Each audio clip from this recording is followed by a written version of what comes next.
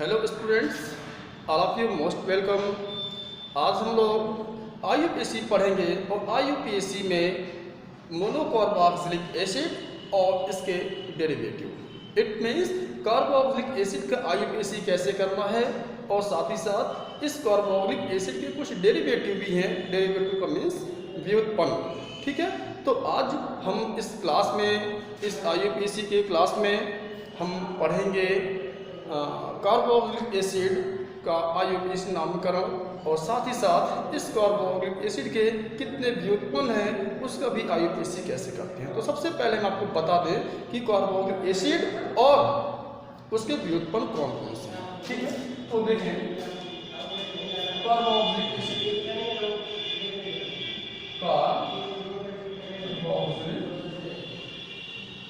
Acid and its derivative.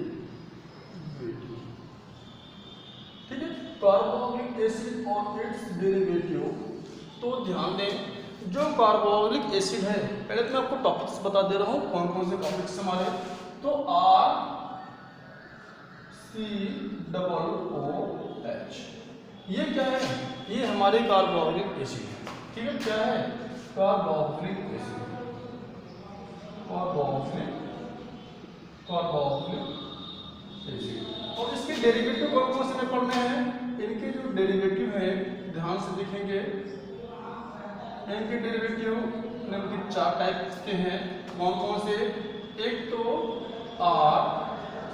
RCOOR, ठीक है, फिर RCONH2, ठीक है, फिर RCOX, फिर RCO, या ऐसे कर सकते हैं RCO का होल ट्वाइस। तो ये इतने टॉपिक्स पढ़ने हैं कार्बोक्सिलिक एसिड और इसके व्युत्पन्न का। हमें क्या डील करना है? हमें डील करना है IUPAC, ठीक है, international union of pure and applied chemistry. तो हम एक एक से स्टार्ट करते हैं। तो सबसे पहले हम पढ़ेंगे क्या? कार्बोक्सिलिक एसिड का आईयूपीएसी नामकरण कैसे होगा। जब कार्बोक्सिलिक एसिड का आईयूपीएसी ठीक प्रकार से जान जाएंगे तो फिर आगे बढ़ेंगे। RCOOR, RCONH2, RCOX या RCO का होल ट्वाइस O। ओके, अब ये क्या है? ये हमारा एस्टर है। ये क्या है? एसिड एमाइड है। ये क्या है? एसिल हैलाइड है। ये क्या है? एसिटिक एनहाइड्राइड होता है। ठीक है, तो हम बारी बारी से एक पॉइंट्स का डिटेल्स में डिस्कस करेंगे और किस प्रकार से हम इसका आईयूपीएसी नॉमेनक्लेचर करते हैं। तो चलिए स्टूडेंट्स, हम पहले डील करते हैं RCOOH। Okay, RCOOH carboxylic acid, carboxylic acid, ठीक है। तो कार्बोक्सिलिक एसिड क्या है? तो हम ये कह सकते हैं कि एक ऐसा कार्बनिक यौगिक जिसमें क्रियात्मक समूह के रूप में COOH समूह उपस्थित होता है। कौन सा समूह? COOH समूह उपस्थित होता है। तो ऐसे कार्बनिक यौगिक क्या कहलाएंगे? कार्बोक्सिलिक एसिड कहलाते हैं, यानी RCOOH। ये COOH ग्रुप किसी एल्किल ग्रुप के साथ अगर जुड़ा होता है या जिस भी कार्बनिक यौगिक में क्रियात्मक समूह के रूप में COOH समूह होते हैं तो वह यौगिक क्या कहलाता है? तो वह यौगिक कहलाते हैं क्या? कार्बोक्सिलिक एसिड कहलाते हैं। ये पॉइंट्स क्लियर हो गया। तो जितने भी कार्बोक्सिलिक एसिड होते हैं उनका एक अपना जनरल फार्मूला होता है। एलिफैटिक कार्बोक्सिलिक एसिड जो भी हैं उनका एक जनरल फार्मूला होता है। वो जनरल फार्मूला क्या होता है? वो जनरल फार्मूला होता है CnH2nO2, या हम इसको ऐसे भी कर सकते हैं CnH2n+1COOH। तो जितने भी कार्बोक्सिलिक एसिड हैं उनका ये जनरल फार्मूला है CnH2nO2 या CnH2n+1COOH। ओके, अब देखते हैं स्टूडेंट्स, यहाँ पे जो कार्बोक्सिलिक एसिड है तो एक ऐसा ऑर्गेनिक मॉलिक्यूल है जिसमें COOH की संख्या कितनी है। तो COOH की संख्या के आधार पर कार्बोक्सिलिक एसिड को निम्नलिखित 3 भागों में बांटा गया है, ठीक है ना। यानी COOH की संख्या के आधार पर COOH की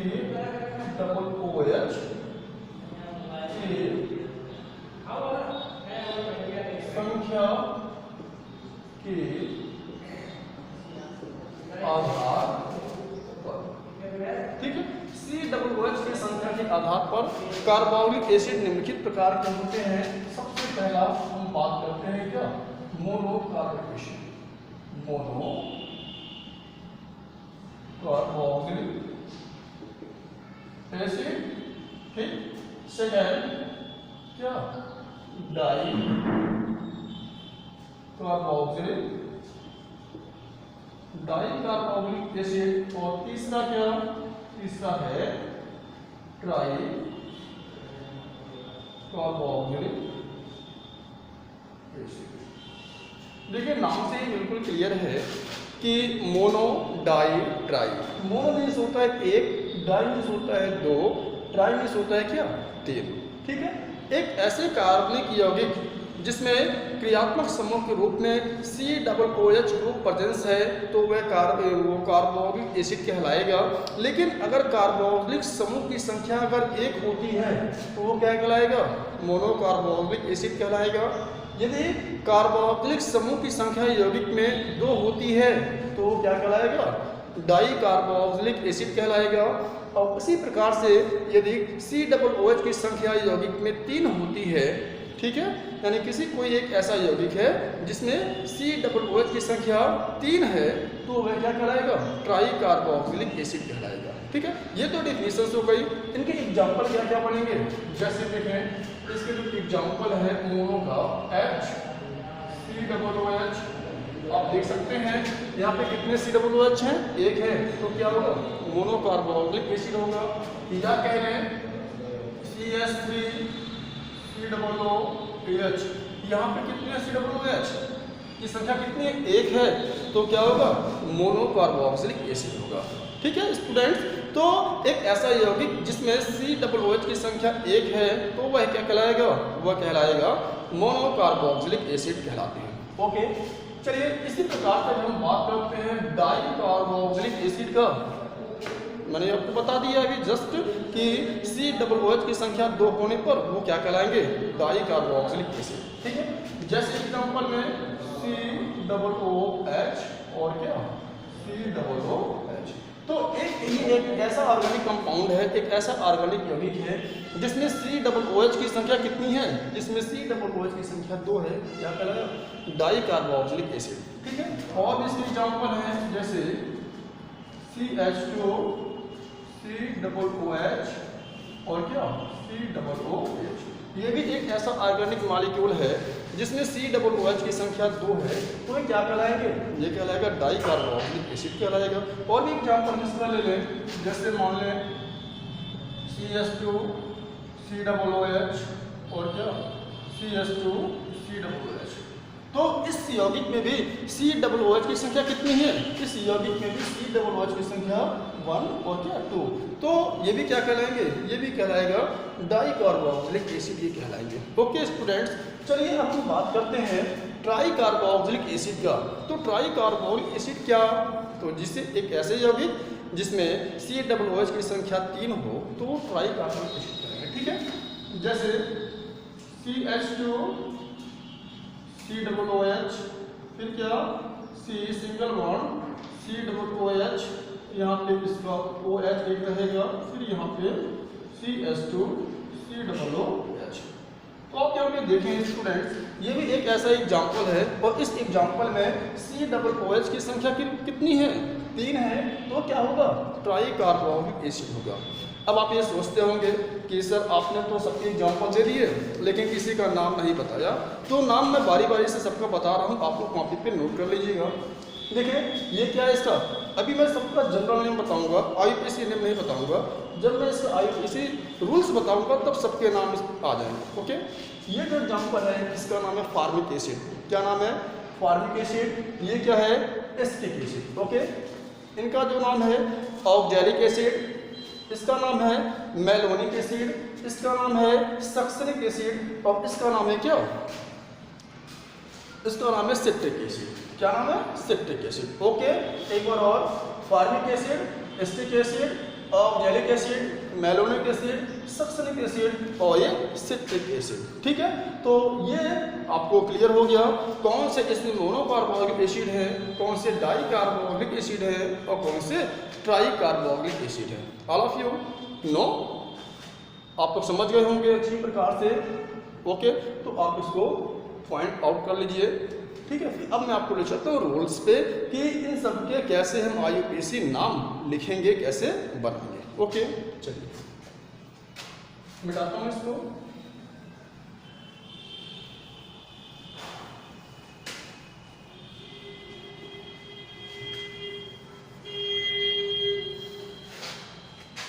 RCOOH का IUPAC नामकरण, RCOOH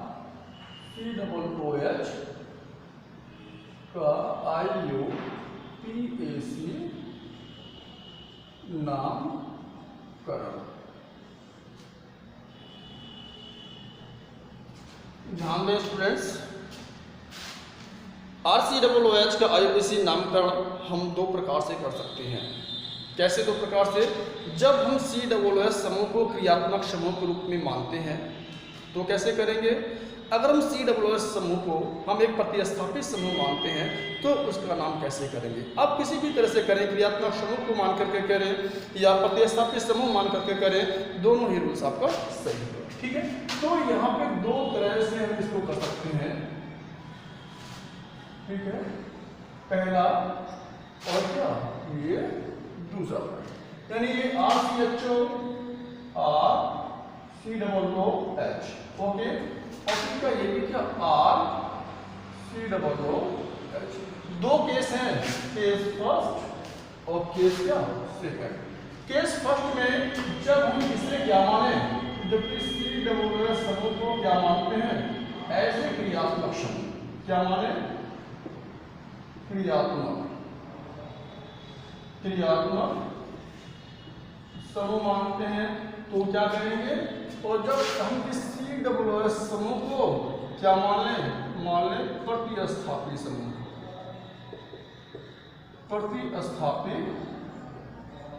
समूह, मान लें तो कैसे करेंगे? ठीक है, तो आइए बारी बारी से हम एक एक का देखते हैं।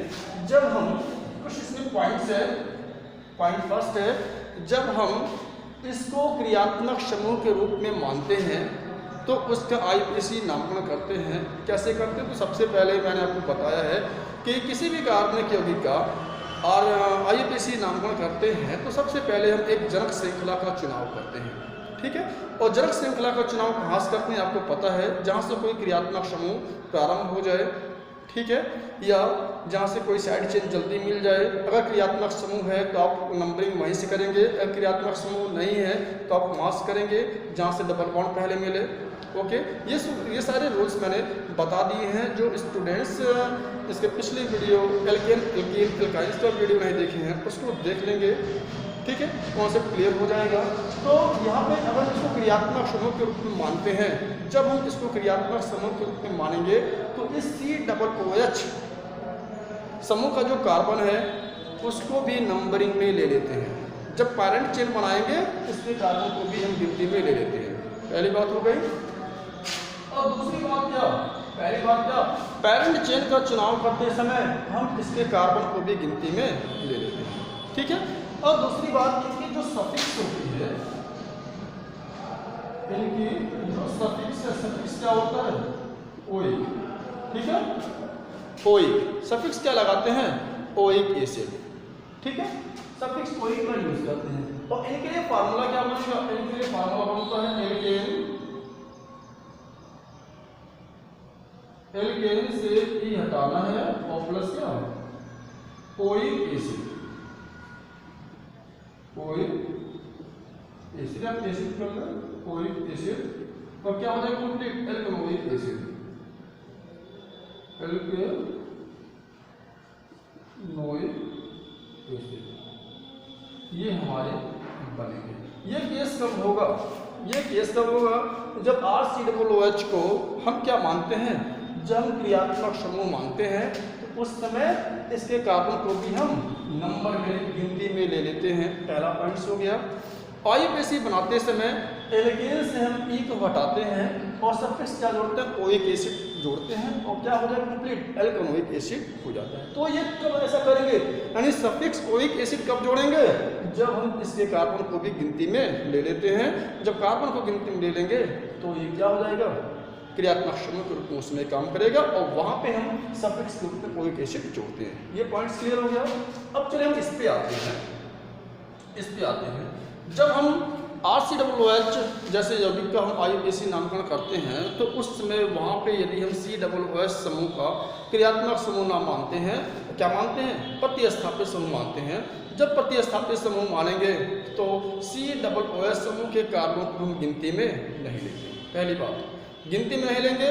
और पहली बात तो क्या है, गिनती में नहीं लेंगे, इसके कार्बन को गिनती में नहीं लेंगे, ठीक है। तो दूसरा पॉइंट ये है, ओइक एसिड का प्रयोग नहीं करेंगे, यानी एल्केन से ई नहीं हटेगा, यहाँ पे ओइक एसिड तब नहीं लगेगा, कब, जब ये प्रतिस्थापित समूह की तरह काम कर रहा है। और तीसरा पॉइंट क्या है, ये COOH समूह जब भी इसका नामकरण करेंगे तो इसका नाम सीधे कार्बोक्सिलिक एसिड,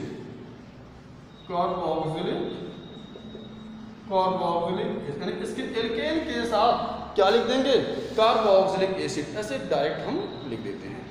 ओके स्टूडेंट, तो ये हमारा रूल्स है कि जब कभी हम इसे क्रियात्मक समूह के रूप में मानेंगे तो हम ये रूल्स को फॉलो करेंगे, और जब हम इसे प्रतिस्थापित समूह के रूप में मानेंगे तो ये रूल्स को हम फॉलो करेंगे, ठीक है। तो अगर आपको ये पता हो गया तो अब मैं आपको एग्जाम्पल के माध्यम से बताता हूँ इसके आईयूपीएसी नाम को कैसे करना है। ओके, आए एग्जाम्पल पे आते हैं, इसको आप उतार लीजिएगा।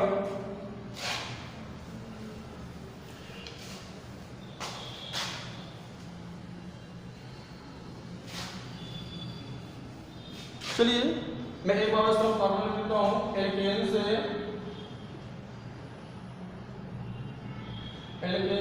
ई हटेगा और सफिक्स OIC एसिड ऐड होगा और क्या हो जाएगा, ये एल्केनोइक एसिड ये हो जाएगा। ओके स्टूडेंट, अब मैं आपको एग्जाम्पल के माध्यम से समझाता हूँ। चलिए एग्जाम्पल लेते हैं। पहला एग्जाम्पल जैसे HCOOH ले लिया। अगला एग्जाम्पल CH3 COOH ले लिया, ठीक है। अगला एग्जाम्पल तो ले लेते हैं हम ये CH COOH, एक CH3 यहाँ ऐड कर दें, एक CH3 हम यहाँ ऐड कर दें। एक एग्जाम्पल हमारा ये हो गया, ठीक है। एक एग्जाम्पल जो और ले लेते हैं, चौथा एग्जाम्पल हम मानते हैं क्या, अभी मैं मोनोकार्बोनिल एसिड की बात कर रहा हूँ, ठीक है। तो ये क्या हुआ, मान लीजिए CH3 CH2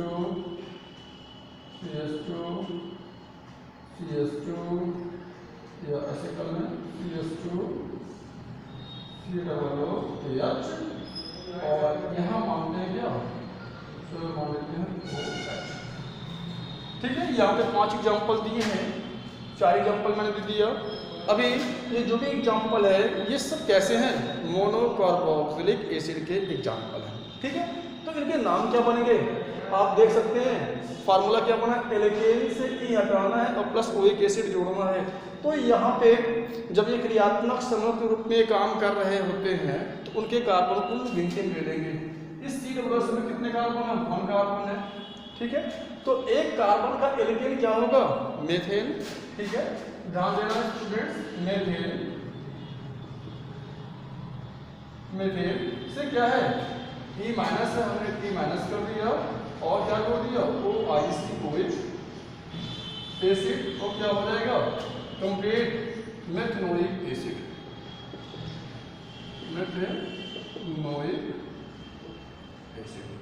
क्लियर। चलिए इसी प्रकार से हम इसका देखते हैं, कितने कार्बन यहाँ पे 1 2, क्योंकि जब क्रियात्मक समूह मानेंगे तो इस COOH समूह के कार्बन को भी हम काउंटिंग कर लेते हैं। तो कुल कितने कार्बन हो गए, 2 कार्बन हो गया, और 2 कार्बन का एल्केन क्या होता है, एथेन, एथेन से हमने क्या कर दिया, ई हटा दिया और प्लस क्या ऐड करेंगे, OIC ओइक एसिड ऐड कर देंगे तो क्या हो जाएगा, एथेनोइक एसिड। यहाँ तक बात आपको समझ में आ गई होगी। अब ये देखो कुछ अलग टाइप का एग्जाम्पल है। अब फिर वो वही क्या काम करना है, नंबरिंग करना है। क्या करना है, नंबरिंग करना है। तो नंबरिंग हम कहाँ से करें, मैंने बताया जहाँ से COOH ग्रुप स्टार्ट होते हैं उसी कार्बन से हम नंबरिंग स्टार्ट कर देते हैं। देखिए 1 2 या तो 3 यहाँ लिखें या तो 3 यहाँ लिखें, ठीक है। ये 3 कार्बन की एक जनक श्रृंखला हो गई। अब देखते हैं कार्बन नंबर 2 को एक साइड चेन के रूप में मेथिल समूह है, तो सबसे पहले मेथिल समूह का ही नाम लिख देते हैं। मेथिल लिखेंगे लेकिन मेथिल किस कार्बन पर है, दूसरे कार्बन पे है, इसलिए इसका जो नाम होगा 2 मेथिल। क्या 2 मेथिल, कितने कार्बन 1 2 3 और 3 कार्बन का एल्केन क्या होगा, प्रोपेन। और प्रोपेन से क्या करना है, ई हटाना है और ओइक एसिड जोड़ देना, यानी कि प्रोपेन ऐसे ई हमने यहां से हटा दिया और क्या जोड़ दिया, OIC oic acid. Okay students, चलिए अब हमारा पास ये एग्जाम्पल है, ये भी एक एग्जाम्पल है। तो हमें नंबरिंग कहाँ से करनी है, क्योंकि जहाँ से COOH ग्रुप प्रारंभ है। चलो 1 2 3 4 5 कार्बन की श्रृंखला है। अब यहाँ पे OH ग्रुप आया हुआ एक प्रतिस्थापी समूह रूप में है। तो सबसे पहले ये प्रतिस्थापी समूह किस कार्बन पर है, तीसरे कार्बन पर है। तीसरे कार्बन पे होने की वजह से इसको क्या 3 की क्या वजह से OH यानी 3 हाइड्रॉक्सी क्या 1 2 3 4 5 कार्बन का एल्केन क्या होगा, पेंटेन से आपने ई हटा दिया और क्या ये ओइक किस पे 1 कार्बन पर है, पेंटेन 1 ओइक एसिड, ठीक है। 3 हाइड्रॉक्सी पेंटेन 1 ओइक एसिड या 3 हाइड्रॉक्सी 1 पेंटेन ओइक एसिड। मैं समझता हूँ आपको मोनोकार्बोक्सिलिक एसिड का IUPAC करना आ गया होगा, ठीक है। तो चलिए स्टूडेंट इसी क्रम में अब हम चलते हैं आपको लेकर के डाई कार्बोक्सिलिक एसिड का IUPAC कैसे करते हैं, ठीक है। डाई कार्बोक्सिलिक एसिड,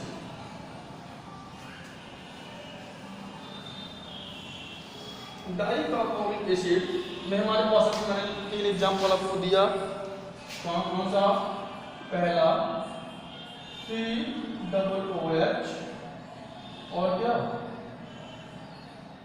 COOH, ठीक है। अगला एग्जाम्पल CH2 COOH और क्या COOH, ठीक है। एक एग्जाम्पल में और यहाँ पे ले लेता हूँ, ये CH2 COOH और क्या CH2 COOH, ठीक है। अब इसका सामान्य नाम ऑक्जेलिक एसिड, इसका सामान्य नाम मैलोनिक एसिड, इसका सामान्य नाम सक्सेनिक एसिड, ओके। तो इसका IUPAC करना है तो आप काउंट कर सकते हैं 1 कितने कार्बन है, 2 कार्बन है, ठीक है। 2 कार्बन के लिए एल्केन क्या होगा, 2 कार्बन की एल्केन एथेन होगा। तो एथेन ओके, एथेन से क्या हटाना है, ये हटा देना है। तो COOH ग्रुप किस किस पे है, 1 पे और क्या है 2 पे है। तो ethane 1 2 die oic acid, ethane 1 2 die oic acid, okay. अब चलिए हम बात करते हैं अगर इसका ये इनका IUPAC नाम क्या होगा 1 2 3, कितने कार्बन हो गए, 3 कार्बन और कार्बन 1 पे और कार्बन 3 पे, ठीक है। 1 और 3 पे COOH ग्रुप है, तो इसका नाम क्या होगा, 3 कार्बन पे एल्केन क्या होगा,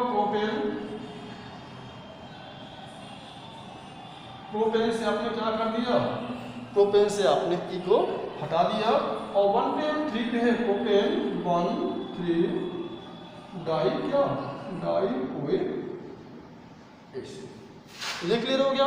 तो प्रोपेन 1,3 डाइओइक एसिड। अब यहाँ पे देखो, ठीक है, इसका नाम क्या होगा?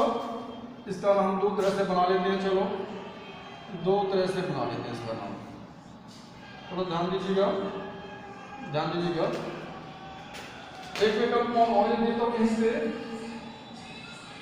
ध्यान देना, ये CH2 COOH और ये क्या CH2 COOH, ये मानते हैं A, ये मानते हैं क्या B, तो ये A का होगा और ये क्या नाम B का होगा। बात समझ रहे हैं आप? तो चलो पहले A का नाम करते हैं। A का नाम कैसे करें? अगर हम इस COOH समूह को क्या मान लें? क्रियात्मक समूह मान लें। इन दोनों को क्या मान लेते हैं? क्रियात्मक समूह। जब हम क्रियात्मक समूह मानते हैं, क्या मानते हैं? जब इसे क्रियात्मक समूह मानेंगे तो इसके कार्बन को हम काउंटिंग कर लेंगे, 1 2 3 4। कितने कार्बन हो गए यहाँ पे? 4 कार्बन हो गए।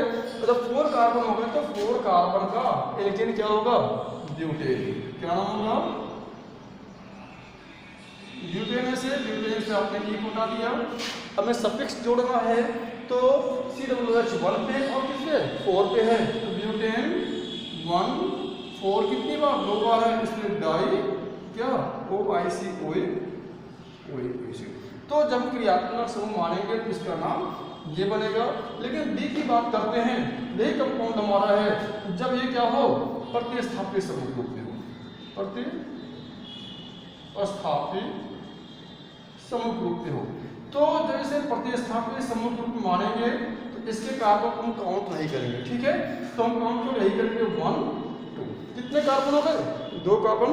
और फिर वहाँ पे उसके एल्केन से E को नहीं हटाना है, कब? जब हम इसे प्रतिस्थापित समूह मानते हैं तब, ठीक है? तो यहाँ पे 2 कार्बन हो गया। 2 कार्बन का एल्केन क्या होता है? एथेन। 2 कार्बन का एल्केन क्या होगा? सीधे एथेन, या E नहीं हटाना है जब प्रतिस्थापित समूह मानेंगे, ठीक है? एथेन। तो कार्बन एसिड 1 पे है, वो किस पे है? 2 पे है। एथेन 1 2 डाई, इसका नाम लिख देंगे डायरेक्ट, क्या? Carboxylic acid. तो इस प्रकार से हम IUPAC नामकरण करते हैं। ओके स्टूडेंट्स, तो चलिए आप इसको उतारें। अब एक और बचता है क्या? अगर कंपाउंड हमारा क्या है? ट्राई कार्बोक्सिलिक एसिड होता है तो उसका नाम हम कैसे देते हैं, ठीक है? चलिए,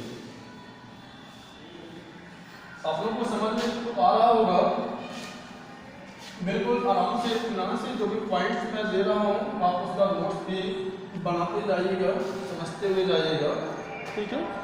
चलिए, अब ट्राई कार्बोक्सिलिक एसिड की बात करते हैं। तो हमारे पास एग्जाम्पल ग्रुप में क्या था? सिट्रिक एसिड CH2 COOH, क्या सिंगल बॉन्ड COOH, इनके साथ क्या OH समूह था, फिर क्या CH2 COOH। ओके, अब देखो हमें क्या करना है। अब हम यहाँ पे पैरेंट चेन बनाए। अगर हम इन सबको क्या मान लें? एज ए प्रतिस्थापित समूह। क्या मान लें? प्रतिस्थापित समूह जब मान लेंगे इनके कार्बन को हम काउंट नहीं करेंगे, ठीक है? जब कार्बन काउंट नहीं होगा तो 1 2 3 कार्बन की पैरेंट चेन बन गई और साथ ही साथ COOH, ये तीनों जो COOH समूह हैं ये एक प्रतिस्थापित समूह के रूप में काम करेंगे। अब इनका IUPAC नाम करना है तो यहाँ पे जो OH समूह है, ये OH समूह एक प्रतिस्थापित समूह के रूप में है। तो सबसे पहले इसका नाम ले लेंगे, तो क्या हो जाएगा? 2 हाइड्रोक्सी, ठीक है? अभी क्या एल्केन, 3 कार्बन के एल्केन कितने होंगे? प्रोपेन, 2 हाइड्रोक्सी प्रोपेन, और क्या 1 2 पे है, और क्या यानी COOH 1 पे, COOH 2 पे, COOH 3 पे, तो प्रोपेन 1 2 3 कितनी बार? 3 बार। ट्राई क्या है? Carboxylic acid. तो इस प्रकार से हम एसिड का, कार्बोक्सिलिक एसिड का IUPAC नामकरण करते हैं। मेरी बात समझ रहे हैं आप कि कैसे हम IUPAC नामकरण करेंगे?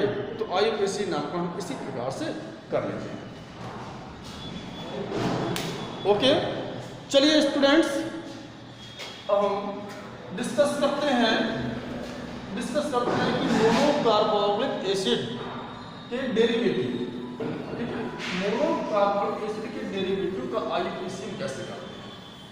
मैंने आपको बता दिया कि मोनो कार्बोक्सिलिक एसिड के जो डेरिवेटिव हैं वो कौन कौन से हैं, ठीक है ना। मोनो कार्बोक्सिलिक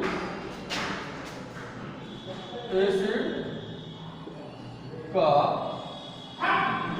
व्युत्पन्न, ठीक है।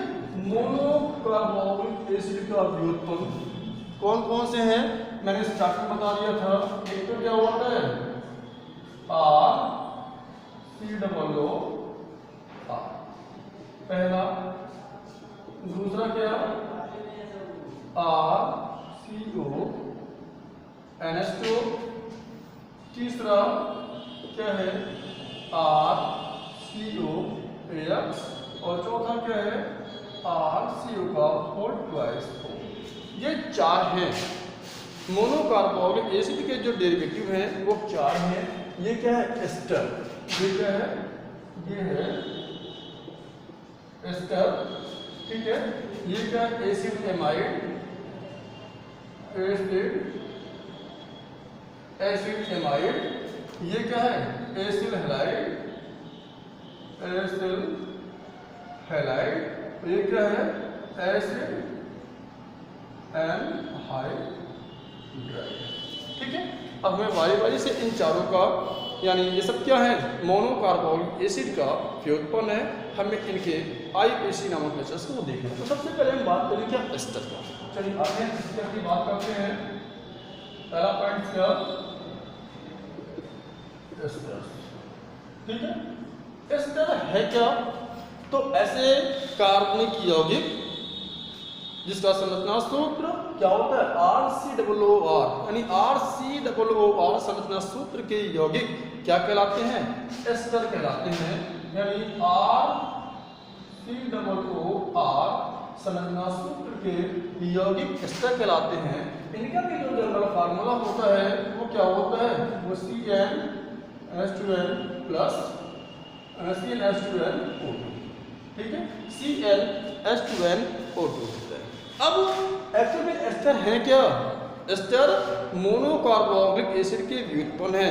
यानी हम ये कह सकते हैं जब किसी मोनो कार्बोक्सिलिक एसिड के COOH समूह के हाइड्रोजन्स को एल्किल समूह द्वारा विस्थापित किया करते हैं तो उस समय जो यौगिक प्राप्त होता है उस यौगिक को हम कहते हैं क्या एस्टर। जैसे देखें ये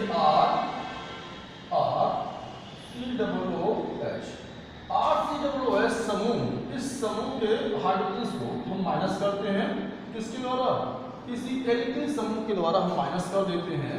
यानी कोई एल्किल समूह इस COOH समूह के हाइड्रोजन्स को निकालता है और निकालने के बाद में क्या बन जाते हैं RCOOR, और यही क्या कहलाएंगे, यही कहलाते हैं क्या, यही कहलाते हैं एस्टर, यही क्या कहलाते हैं एस्टर।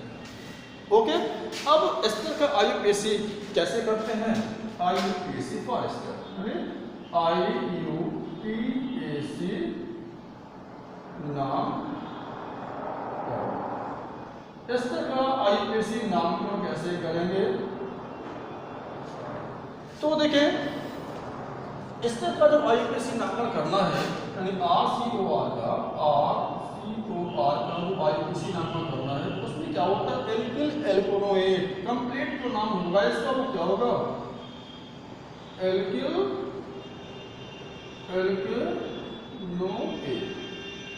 ठीक है, एल्किल एल्कोनोएट।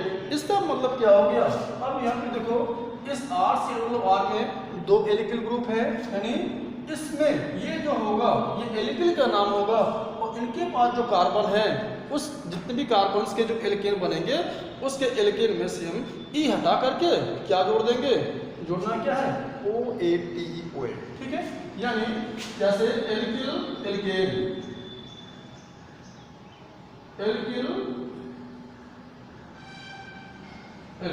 ठीक है। यानी ये जो एल्किल समूह है ये एल्किल, ये वाले जो कार्बन 1 जो भी एल्किल समूह जितने भी कार्बन हो ये क्या बनाएगा, एल्केन बनाएगा, एल्किल एल्केन। तो इसके एल्केन में से क्या है माइनस करना है, ई माइनस करना है और क्या ऐड करना है, ओ ए टी ई ओएट, ठीक है। और क्या बन जाएगा कंप्लीट नेम, कंप्लीट नेम जो बनेगा वो एल्किल एल्किल एल्केन, ठीक है। ये ई हट गया और क्या ऐड करना है, O A T E, alkyl alkanoate. तो इस प्रकार से हम एस्टर का आईयूपीएसी नामकरण करते हैं। जैसे मैं आपको एक एग्जांपल के माध्यम से बताऊं, जैसे एग्जांपल आपके पास क्या है, पहला example CS3 COO CS3, okay. चलिए अगला example CS3 COO C2H5, okay. एक एग्जांपल जो और ले लेते हैं, एक एग्जांपल और ले लेते हैं, जैसे CS3 CS2 COO CS3। तो ये सब देखें, ये सारे के सारे एग्जांपल किसके अंतर्गत आ रहे हैं, सारे एग्जांपल ये एस्टर के अंतर्गत आ रहे हैं। किसके अंतर्गत, एस्टर के अंतर्गत आ रहे हैं। ये है क्या, ये एस्टर। क्यों, क्योंकि एस्टर किसको फॉलो करता है, RCOO को फॉलो करता है। ये सब क्या है, ये भी एल्किल है, ये भी RCOO, ये भी R है, ये भी R है, ठीक है। ये भी R है और ये भी R है, यानी कि ये सारे के सारे क्या एस्टर है, ठीक है। अब यहाँ पे मैंने बताया जो RCOO है, इस पक्ष में जो भी एल्किल समूह होगा उसका एल्किल लिख देंगे डायरेक्ट, ठीक है। और इसके बाद जो RCOO है उसके एल्केन में से हम क्या करते हैं, ई को हटाते हैं और OH जोड़ते हैं, ठीक है। यहाँ पे कितने कार्बन, 1 2, इससे हम पैरेंट चेन बना लेंगे, यानी 1 2, यहाँ पे 1 2 और क्या इस प्रकार से। अभी क्या है, मिथिल, एक कार्बन में एल्किल क्या होगा, मिथिल होगा, तो ये होगा मिथिल। कितने कार्बन, 2 कार्बन, 2 कार्बन क्या होगा, एथेन, 2 कार्बन एथेन से हमने ई हटा दिया और क्या जोड़ दिया, OATOA, ठीक है। और क्या हो गया, मिथिल एथनोएट, मिथिल एथनोएट, ठीक है। इसी प्रकार से क्या होगा, एथिल एथनोएट, 2 कार्बन है, 2 कार्बन एथिल, 2 कार्बन में क्या एथिल एथेन एथनोएट, ठीक है। पहले क्या है, ये मिथिल है, 1 कार्बन है, तो होगा क्या मिथिल 1 2 3, कितने कार्बन, 3, और 3 कार्बन का एल्केन क्या होगा, प्रोपेन, यानी कि प्रोपेन। प्रोपेन से हमने क्या कर दिया, ई हटा दिया और क्या ऐड कर दिया, OA, ठीक है। तो स्टूडेंट को इस प्रकार से हम क्या करते हैं, एस्टर का आईयूपीएसी नामकरण कर लेते हैं। तो एस्टर है क्या एक्चुअल में, एस्टर हमारा मोनोकार्बोक्सिलिक अम्ल का व्युत्पन्न है। कैसे ये उत्पन्न हुआ है, तो मोनोकार्बोक्सिलिक एसिड के COOH समूह के हाइड्रोजन को एल्किल समूह के द्वारा विस्थापित करने पर जो संरचना सूत्र का यौगिक प्राप्त होता है उसे हम कहते हैं क्या, एस्टर, यानी कि RCOOR कहते हैं, ओके। तो आप इसको कॉपी कर लीजिए, ठीक है। तो स्टूडेंट्स बाकी ये एसिड एमाइड और एसिड हैलाइड और एसिड एनहाइड्राइड, ये मैं आपको नेक्स्ट टॉपिक में अगले लेक्चर्स में आपको बताता हूँ, ठीक है। तो अगले लेक्चर्स में ये मैं तीनों एक ही लेक्चर्स में समाप्त कर दूंगा छोटे छोटे टॉपिक से, ओके। तब तक आप इसका नोट्स बनाएं और खूब अच्छी तरह से डील करें, ओके। Thanks students.